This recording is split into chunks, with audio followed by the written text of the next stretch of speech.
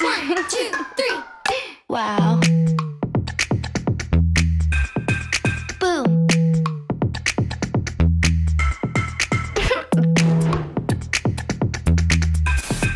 What? Semenjak aku ada masalah kemarin, aku mencoba untuk mengurangi atau kalau bisa tidak menggunakan privilege itu sih. Gue kasih makan apa yang lo pengenin terhadap diri gue. Lo pengen gue apa gitu, gue lakuin gitu, ibaratnya gitu. Kayak aku ngerasa semua dalam diri aku tuh tergantung dari mereka yang menyukai aku gitu. Aku ngerasa semua orang berteman itu pasti saling memanfaatkan. Kita, yang namanya kita perpisahan itu kan pasti dimulai dari suatu masalah kan. Dan mungkin kita saat itu juga kesel sama satu sama lain, tapi kita tahu kalau ini bukan salah anak-anak kita, dan jangan sampai kita meminimalisir trauma. Aku nggak pernah ngerasain sayang atau cinta sama orang melebihi aku cinta sama anak-anak aku.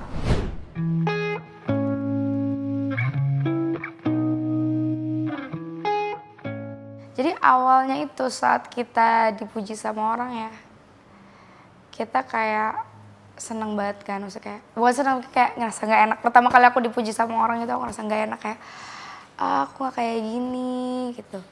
Terus semakin lama dipuji semakin banyak orang, disukai semakin banyak orang, ditepukin banyak orang, semakin kayak menyukai itu dan nggak mau mengecewakan mereka gitu.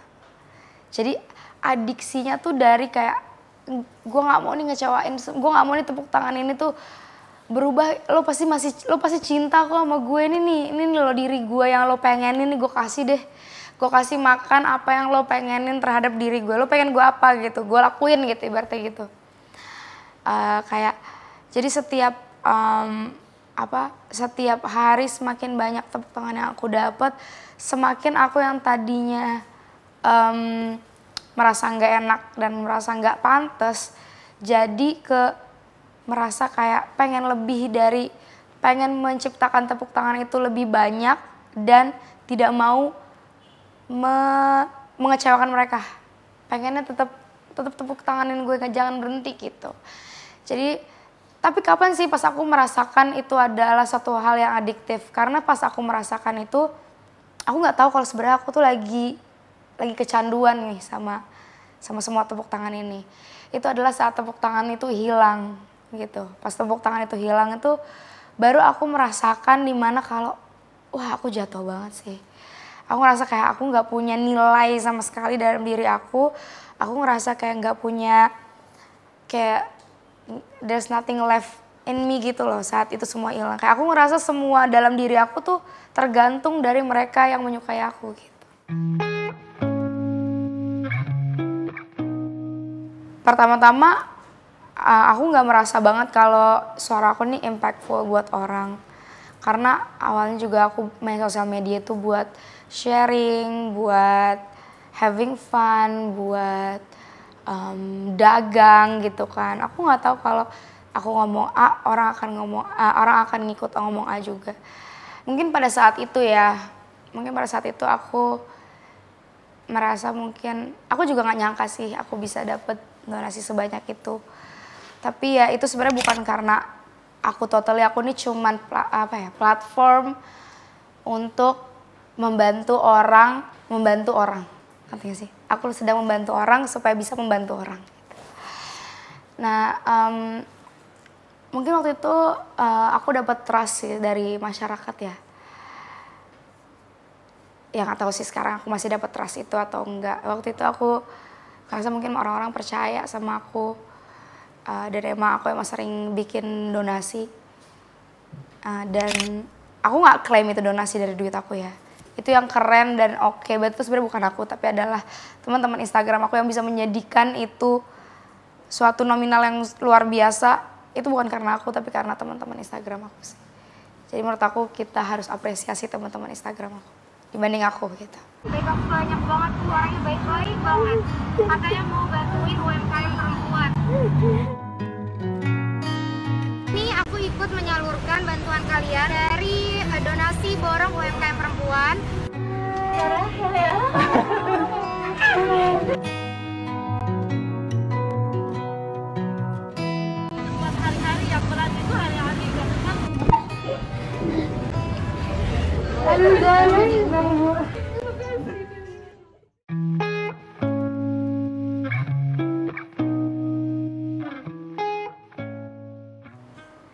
Aku tuh sering banget bacain DM, aku sering bacain komen. Sebenarnya yang paling intimate itu DM sih, karena kalau komen itu biasanya orang yang nggak suka sama aku, mereka tuh nggak DM, mereka akan komen. Tapi kalau mereka suka sama aku, biasanya mereka DM aku. Nah kadang aku suka balesin, terus kadang aku ngeliatin gimana cara aku berinteraksi di Instagram supaya yang stay sama aku adalah yang satu frekuensi aja sama aku. Jadi kadang kalau aku ketemu sama orang-orang yang follow aku nih, kita tuh udah satu frekuensi aja, kita udah kayak jadi temen. Karena dia tahu kayak gimana cara aku berinteraksi di Instagram sama teman-teman aku ngobrol story time atau aku menceritakan sesuatu, mereka tuh udah tahu, jadi udah sefrekuensi aja sih. Itu sih ya cara interaksinya. Aku nggak suka sih bilang followers, aku suka bilangnya teman-teman Instagram, teman-teman internet. Teman-teman Instagram aku tuh, aku ngerasa kayak yang bikin aku ngerasa, banyak orang yang nanya, gimana sih Cak, kok engagement lo tinggi banget gitu. Aku selalu bilang kayak, karena aku sama teman-teman Instagram aku nih kita kayak satu geng. Aku kena masalah kita nangis bareng. Aku lagi ulang tahun senang-senang kita ketawa bareng. Aku lagi jalan-jalan kita kayak jalan-jalan bareng. Ada yang ngakak bareng gitu. Jadi kayak tumbuh bareng gitu dari aku 2014 sampai sekarang itu banyak banget. Bukan banyak, masih mungkin sebagian itu mereka stay dari di situ, dan aku ngerasa itu bener-bener apa sih, kayak itu sih yang bikin itu ngebedain teman-teman Instagram aku. Mereka tuh loyal, dan aku harap banget mereka nggak usah marah-marah sama orang yang nggak suka sama aku, karena itu adalah orang yang udah aku tinggalin gitu. Jadi sekarang aku adalah orang yang nggak mau marah-marah sama orang yang nggak suka sama aku. Jadi semoga teman-teman online aku juga nggak usah marah-marah sama orang yang nggak suka sama aku. Kita positive vibes.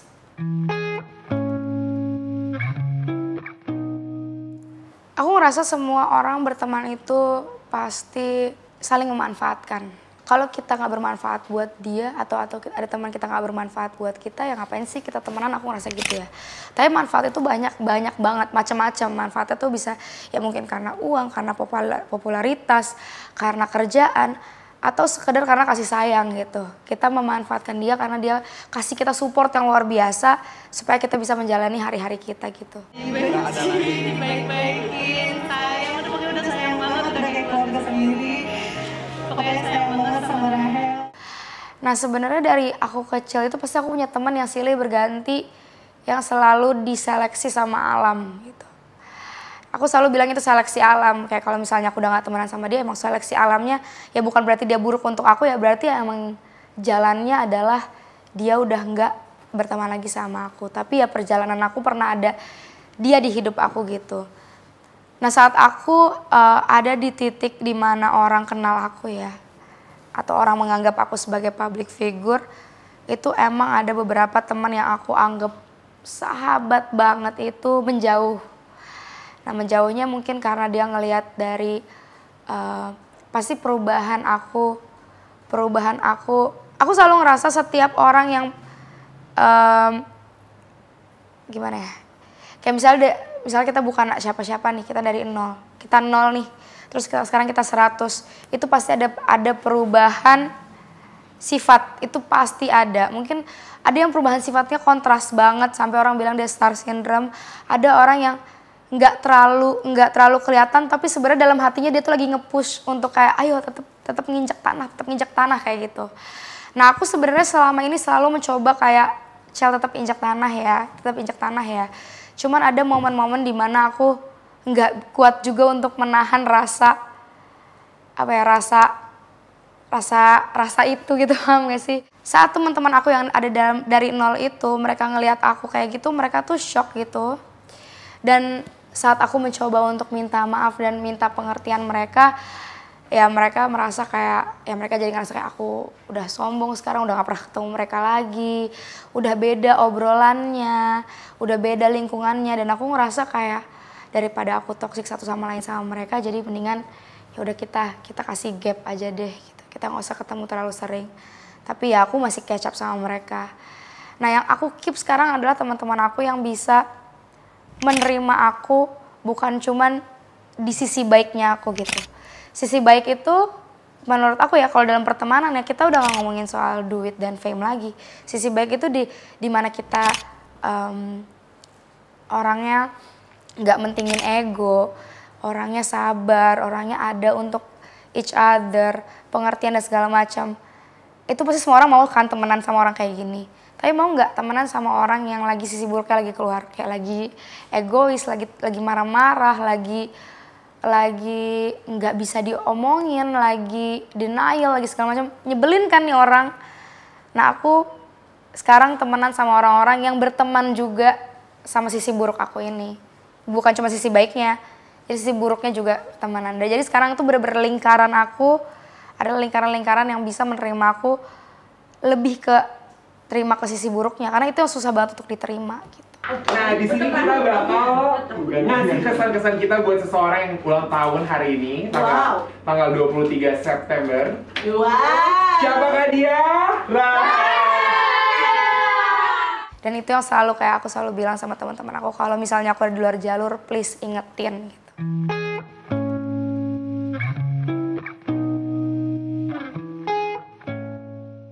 Kita kan kalau misalnya kita lagi ada di suatu restoran, kita ngantri gitu kan. Terus kita dapet privilege untuk gak usah ngantri, itu kan enak banget ya.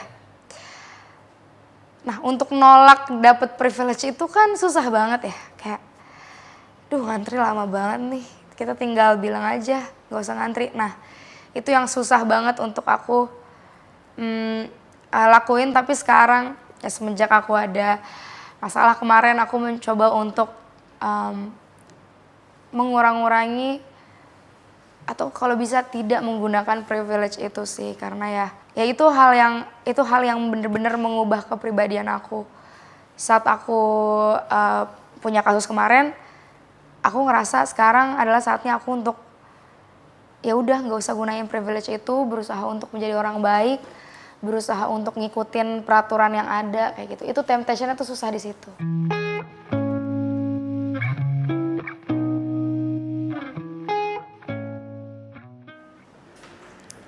Aku ngerasa aku emang couple goals. Iya emang seru dan menyenangkan banget sih. Cuman ya bukan berarti gak pernah ada masalah kan. Yang aku tunjukin di sosial media itu pure banget, gak ada yang aku... Dulu tuh gak pernah ada gimmick-gimmick ya. Maksudnya aku gak pernah tahu ada gimmick-gimmick, itu semua pure banget. Aku waktu itu kita bikin bisnis bareng, so aku dikadoin hal-hal yang mewah segala macam, itu semua adalah kenyataannya gitu. Dikasih surat yang sweet, terus kayak disamperin. Waktu itu kita Jakarta Bandung, terus disamperin segala macam, itu hal-hal sweet itu emang beneran ada gitu. Ya saat itu emang couple goals gitu. Aku sih ngerasa couple goals. Aku ngerasa maksudnya saat itu teman-teman aku juga look up to my relationship gitu.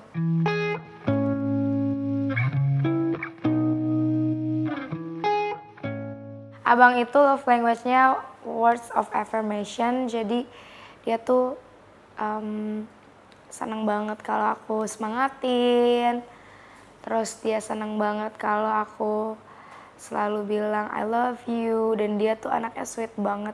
Kayak kalau misalnya aku pergi juga dia selalu ngomong kayak hati-hati Buna, kayak gitu. Kalau Ade itu anaknya physical touch kayaknya. Mungkin ya, soalnya Ade itu lebih clingy orangnya gitu. Abang. Siapa yang hari ini happy? Abang. Kalau menurut aku kalau soal anak itu sebenarnya aku juga nggak begitu paham. Cuman dari awal aku expose anak-anak aku tuh sebenarnya sesimpel karena aku ibunya dan mereka lucu aja sih. Bagi aku ya kayak first step, first food, kayak segala macam yang pertama tuh satu hal yang membanggakan buat aku, dan aku taruh dan share itu di sosial media. Ada happy nggak? Happy. Happy. Ayah. Ada sedih nggak? Enggak. Yeay, alhamdulillah. Abang happy nggak? Iya. Tapi aku sampai sekarang mencoba ya kalau misalnya mereka lagi kayak mereka lagi mandi dan maksudnya kelihatan part-part tubuhnya yang sekiranya mereka kan gak suka nanti pas gede, itu pasti gak akan aku upload. Terus kalau misalnya mereka kayak lagi gak mau di videoin, aku gak pernah maksa. Semua konten-konten aku di sosial media kayak masak, apa-apa itu semua kadang malah kebanyakan mereka yang pengen. Mungkin karena mereka udah kebiasaan ngeliat aku di videoin, jadi mereka tuh nyontoh gitu.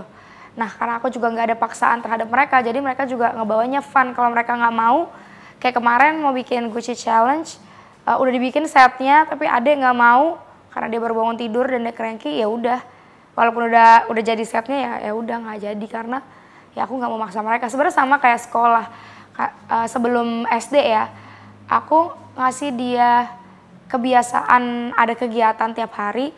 Tapi kalau mereka cranky aku nggak mau paksa karena aku pengen itu masih yang namanya belum sekolah kan belum serius. Aku pengen mereka ngejalaninnya tuh kayak main aja, sama kayak dia bikin video ya kayak main aja kayak gitu. Guys, ini aku baru belum mandi, terus tiba-tiba bangun-bangun abang udah mau ngajakin question and answer. Katanya dia mau bikin video lagi ya bang ya?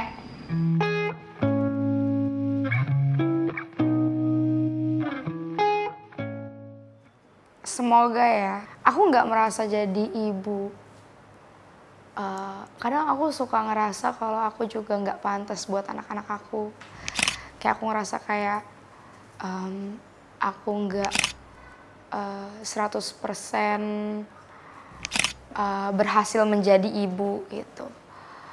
Tapi hal yang selalu aku kasih tauin ke anak-anak aku adalah mungkin seburuk apapun aku dan sejelek apapun aku, sebanyak apapun dosa aku yang nggak bisa aku perbaiki, yang mungkin akan menyakiti mereka gitu suatu saat nanti. Tapi rasa sayang aku tuh, wah, luar biasa banget ya. Aku nggak pernah ngerasain sayang atau cinta sama orang melebihi aku cinta sama anak-anak aku. Sama sekali di depan aku. Dan aku ini orangnya sangat gampang mencintai orang ya. Jadi pas aku mencintai anak aku ngerasa kayak ini bener-bener aku gak pernah nih ngerasain cinta kayak gini. Pernah aku cinta banyak banget loh orang yang aku sayangin dan cintai. Tapi pas anak aku cinta banget dan aku bener-bener sayang banget. Mungkin adalah itu adalah salah satu kelemahan aku. Anak-anak aku adalah salah satu kelemahan aku. Aku pengen banget ngasih yang terbaik. Mungkin gak bisa ya, karena kan banyak juga kekurangan aku, hasrat aku untuk ego aku segala macam gitu. Jadi aku masih berharap mereka melihat aku menjadi ibu terbaik buat mereka. Tapi kan itu yang bisa nilai kan mereka, bukan aku. Alah gitu. Abang sayang Bunda nggak? Bunda sayang abang. Harapan aku buat anak-anak aku sebenarnya lebih ke semoga mereka bisa bonding satu sama lain, mereka bisa menyayangi satu sama lain, mereka bisa saling membantu nanti gedenya. Kalau harapan-harapan kayak pengen mereka nanti sukses atau apa, menurut aku nggak ada harapan itu sih. Kayak itu biar mereka jalanin sendiri aja dan mereka yang bentuk harapan-harapan itu sendiri terhadap mereka. Aku nggak mau nge-push mereka. Aku akan membantu mereka untuk grow. Aku pengen mereka untuk sukses, pasti pengen. Tapi aku pengen semua keberhasilan mereka itu adalah suatu keberhasilan yang mereka inginkan juga. Jadi harapan aku adalah mereka bisa mendapatkan harapan-harapan yang mereka harapkan gitu. Kayak gitu sih.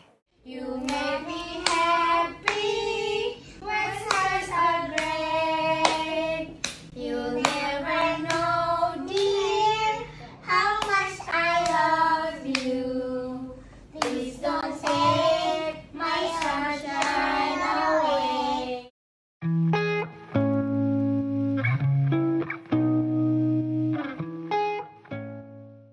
Alhamdulillah aku sama ayahnya anak-anak, kita perpisahan itu kan pasti dimulai dari suatu masalah kan. Dan mungkin kita saat itu juga kesel sama satu sama lain. Tapi kita tahu kalau ini bukan salah anak-anak kita. Dan jangan sampai kita meminimalisir trauma gitu. Ya walaupun pasti ada ya, pasti ada keanehan yang namanya perpisahan, perubahan habit, perubahan kebiasaan. Tapi kita juga tahu kalau misalnya saat itu kita bertahan, itu juga bisa bikin trauma buat mereka gitu. Jadi kita mencoba sebaik mungkin meminimalisir trauma buat mereka. Ya mungkin dengan kita berpisah dan kita tetap menjalani peran kita masing-masing dengan baik. Dan pastinya nggak menjelekkan satu sama lain. Makanya aku sama Niko tuh mencoba meminimalisir yang namanya pertengkaran di sosial media di mana mereka akan baca suatu saat nanti, dan aku nggak mau mereka benci orang yang paling deket sama mereka, yaitu ibu bapaknya. Biar nanti mereka yang akan menilai sendiri kenapa kita berpisah atau segala macam. Mereka nilai sendiri kenapa, dan mereka harus tahu kalau misalnya kita berpisah itu yaitu karena permasalahan kita. Nggak ada sangkut pautnya sama mereka, dan mereka tetap dapat kasih sayang seutuhnya dari kita berdua. Itu sih yang selalu, alhamdulillah sih aku sama ayahnya anak-anak bisa menjalani itu sampai sekarang dengan baik, dan semoga seterusnya tetap dengan baik dan tetap dengan prinsip kita, yaitu tetap bikin quality time sama anak-anak, tetap jujur sama anak-anak. Kayak kalau aku mau pergi tuh selalu jujur sama anak-anak, nggak pernah ngumpet-ngumpet. Kalau misalnya mereka nggak mau aku pergi, aku akan bujuk sampai mereka tahu kalau aku pergi daripada aku bohong dan mereka nyariin. Dan aku dulu pas kecil tuh suka merasa bahwa orang tua itu membohongi anak-anak dengan hal-hal kecil yang sebenarnya anak kecil juga sebenarnya tahu. Tapi mungkin orang tua mikirnya kayak ya mendingan bohong gitu. Nah aku mencoba sebisa mungkin untuk ngasih tahuin ke mereka kalau aku pengen terbuka sama mereka, dan aku pengen mereka juga terbuka suatu saat nanti sama aku gitu.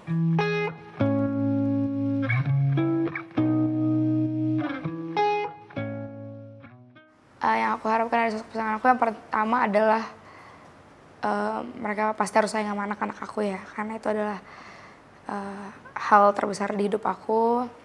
Yang kedua, dia siapapun orangnya harus mengerti bahwa aku tidak akan pernah bermusuhan ataupun tidak ketemu dengan ayahnya anak-anak, karena mereka adalah ayahnya anak-anak, dan aku nggak mau bikin aku nggak mau anak-anak aku sakit hati karena aku mungkin kesel sama ayahnya dan mereka tahu itu gitu. Terus itu yang paling utama banget deh soal hubungan aku yang terakhir, dan dimana itu akan selalu ada. Dan itu pasti sulit banget gak sih? Sulit banget gak sih kita harus menerima pasangan kita yang akan selalu ngobrol sama mantannya. Nah tapi aku ya itu yang akan aku selalu, itu yang bisa aku offer gitu. Sama ya aku sih berharap dapat laki-laki yang setia ya. Itu aja sih.